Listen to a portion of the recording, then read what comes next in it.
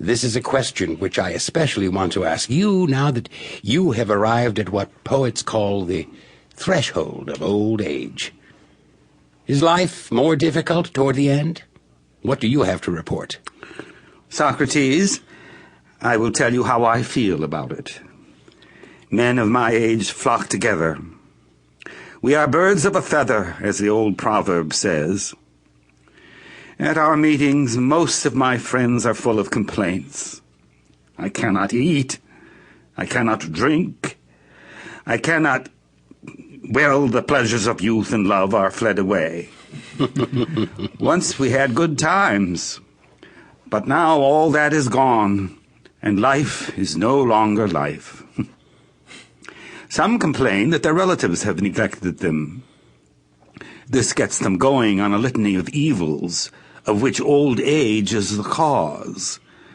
But to me, Socrates, these complainers seem to blame something that is not really the problem. If old age were the cause, I and every other old man would feel as they do. But this is not my own experience, nor that of others I have known. I remember well the words of the poet Sophocles.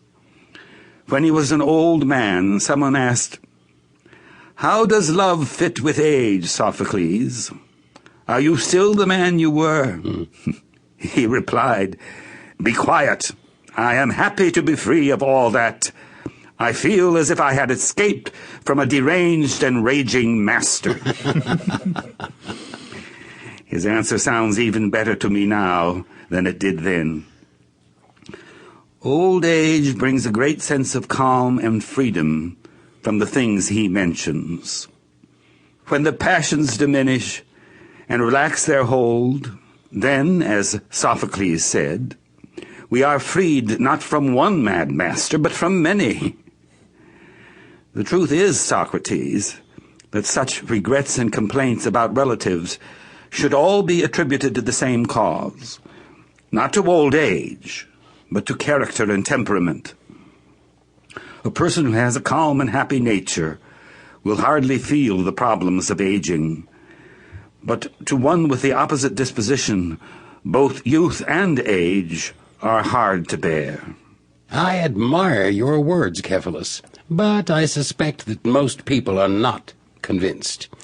They think that you bear old age so well, not because of your happy disposition, but because you are rich.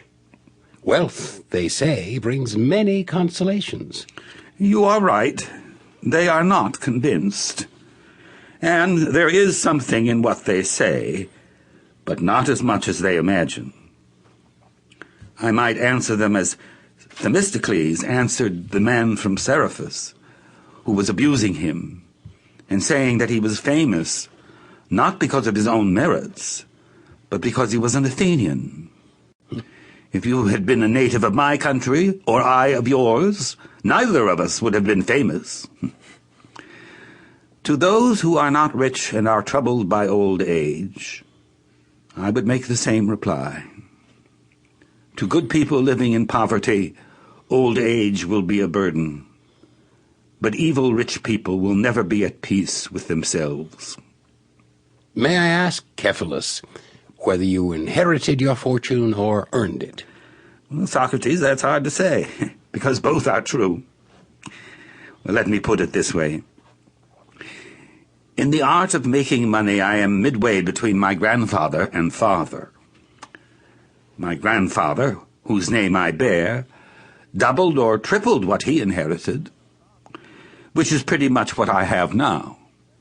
But my father, Licinius, reduced the property.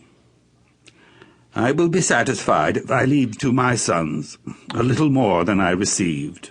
That's why I asked the question. I see that you do not have excessive love for money, which is a characteristic of those who have inherited their fortune rather than earned it. In addition to the natural love of money for its use, those who make their own fortune have a second love of money, because they created it themselves, resembling the affection authors have for their own poems or parents for their children. As a result, they are bad company, because they measure the value of everything in terms of wealth. You are right, Socrates. May I ask another question? What is the greatest benefit you have gained from your wealth? Well, it's a benefit about which I would not easily convince others.